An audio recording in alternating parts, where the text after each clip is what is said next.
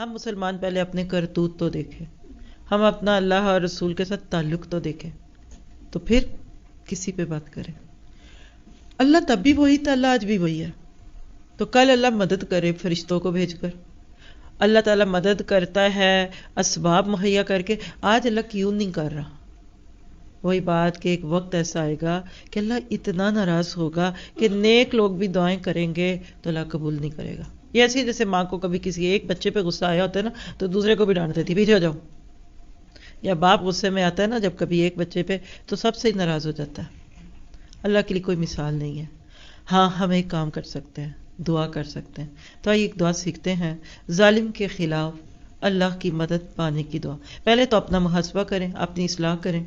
ہم مسلمان اپنا وہ جرم ڈھونڈیں کہ کیوں ہم پہ ہی ساری برق گرتی ہے، اور اس کے بعد جب کبھی کوئی کسی جگہ ظلم کرے تو اللہم اکفنیہم بما شئت، 4 لفظ ہیں، اللہم اکفنیہم بما شئت، اے اللہ تو جس طرح چاہے مجھے ان کے مقابلے میں کافی ہو جا۔